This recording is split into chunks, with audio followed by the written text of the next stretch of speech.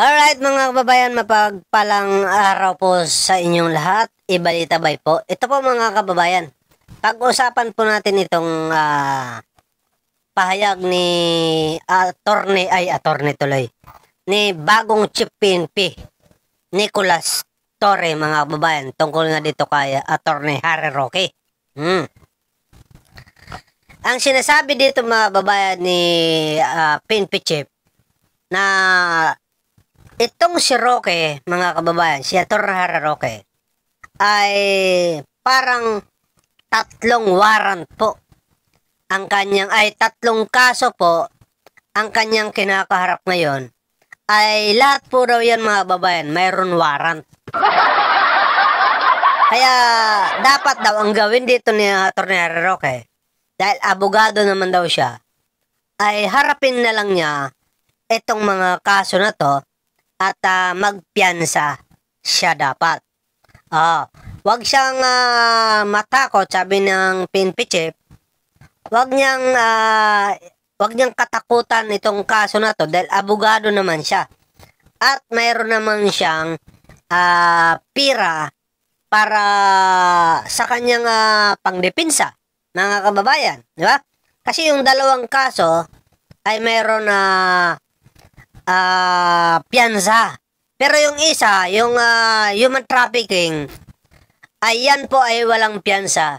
Pero alam naman natin mga kababayan, na kahit walang piyansa pa yan, pagdating ng panahon, nagkakaroon ng piyansa. Bigyan ko kayo ng example.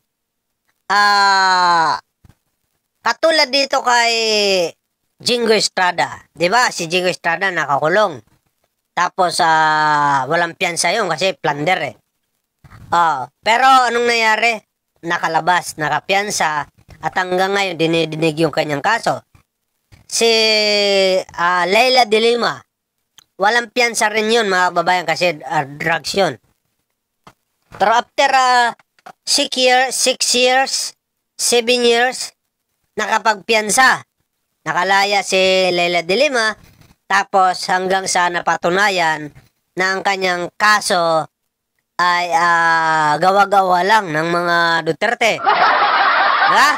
Yan mga babayan yung mga nangyayari dyan. Kaya mga babayan, hanggang sa na-acquit itong si Leila de Lima. Kaya ikaw, Atty. Harry Roque, yan ang gawin mo magandang halimbawa. Imbes na magtago ka, dahil ang balita ko, pinalayas na kayo dyan sa dahig ng DATS police mga babayan. DATS ng dahig. Diba? Pinalayas na kayo dyan sa inyong mga pinaggagawa dyan sa inyong mga rally. Kasi mga bastos daw kayo dyan sa dahig. Basura, kung saan-saan kayo umiihi, mapapanghi. Diba? Ginagawa ninyong baboy ang Netherlands mga kababayan. Napakalinis ng bansa na yan. Tapos, ginagawa nyo lang CR. Kaya, pinalayas na kayo dyan ng Dutch police mga babae. Kasi nga, mga bastos kasi kayo. Kahit anong gawin ninyo na ipapanawagan dyan, rally, kahit ilang pera pa dyan, ilang milyon pa yan, ang ibos ni Sara dyan sa mga OFW, ay hindi nyo po mababago ang katotohanan na itong si Rodrigo Duterte mababay ay hindi na makakalaya. Kaya ikaw, Atty. Harry Roque, umuwi ka na ng Pilipinas dahil yung passport mo ay pinapakansila na. Kapag yan ay nakansila, ikaw po ay madideport o mas kayaya. Dapat harapin mo na ang kaso mo dito sa Pilipinas, sabi ni Chief PNP Nicolas Torre. Kasi nga, ganyan din ang mangyayari sa'yo. Mahuhuli ka rin dahil gagamitan ka na, lahat kayo ng mga wanted dito sa Pugo ay gagamitan kayo ng heartbeat. Kung nasaan kayo humihinga, hindi na kayo makakatakas pa mga mandarambong sa bayan. Dahil mayaman ka naman, attorney ka naman, harapin mo yung kaso mo na yan dahil makukulong ka nga lang ng mga ilang taon siguro ay makakalaya ka rin naman. 'Di ba? At least halimbawa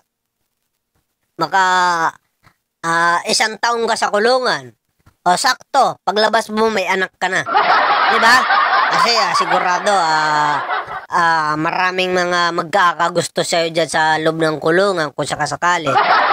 Ay wawasakan yung puwet mo dyan. Diba mga babayan? Kaya ito po mga babayan ang pahayag ni Nicolas Torre. Panoorin natin mga kababayan.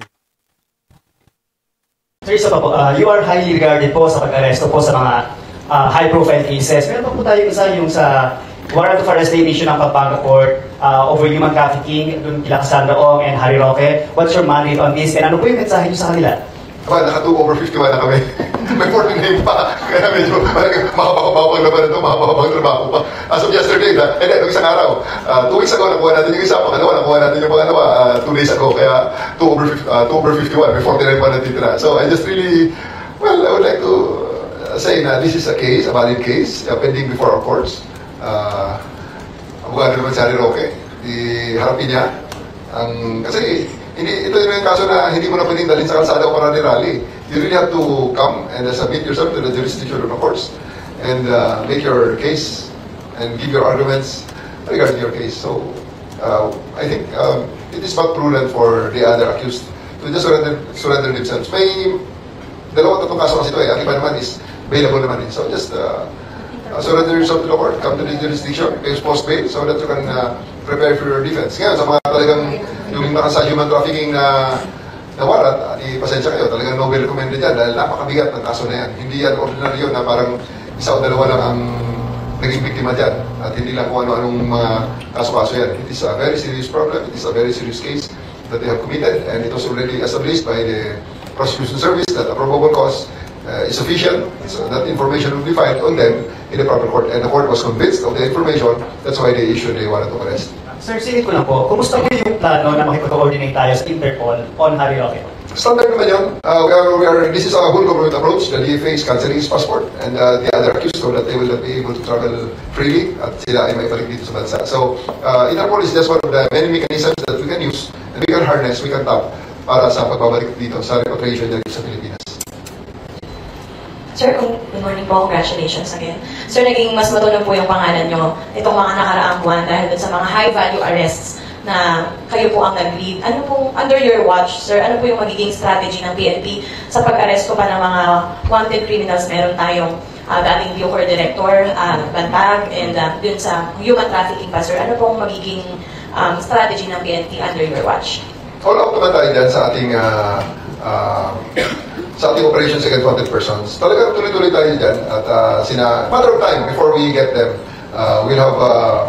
we'll re-examine the base data that we have, kung ano ang mga alam na natin about sa kanila at tututukan natin yan. We are really very committed to ensure that these people hiding from the law will be brought to justice at talagang ipabalik natin sila within the bounds of the law. Just to add on dun sa question ni Third, regarding dun sa mga may warrants of arrest, we all know na yung ICC, apart from former President Duterte, may mga balita na meron silang mag-i-issue sila ng mga susunod pa. And we all know na one of those na napapabalita is yung former chief ng PNP now, Senator Bato. Just in case na eventually magkaroon na gano'n, how do you plan to go about it? We'll just cross the bridge sooner or later. Kasi naghirap naman po unahan nun, pag may darating ka nito, may darating ka, paano pag wala, di parang napakahirap naman. But obviously, we are also making contingencies na pag may nangyari ng ganito, anong ating gagawin? Kung may nangyari gano'n, gano'n na ating gagawin. So, hindi nga lang sila talaga proper na parang i-discuss mo na agad at the moment. Nakita niyo naman siguro. You know what I mean? It's really something that has to be acted upon pag andyan na. Okay? We'll make decisions as it comes. So, sundan ko lang yung mga naunang tanong. Alam natin na political dapat ang PNP, pero hindi maiwasan talaga may mga komento. Yung political opponents ng current administration, may dapat pa sila, sir, katakutan under your leadership or ilagan? Meron bang any special assignment coming from the President himself in connection, sir, sa mga direct ngayon sa politics? This special assignment from the President is to serve the people with the best of our abilities, and we're going to do that. Now, kung kinakatakutan, matakot silang gumawa ng labag sa batas. Because ang labag sa batas, yun naman talaga katakutan natin. Everything should be done within the ambit of the law. Pero aside from that, yun na nga eh. Sa bagong Pilipinas, ang gusto ng pulis, ligtas ka. Ano nakakatakot dun? Di ba? So, ligtas din sila, sir. ligtas sila. Huwag na sila pumawa na mali, di ba? Kasi hindi sila makakaligtas.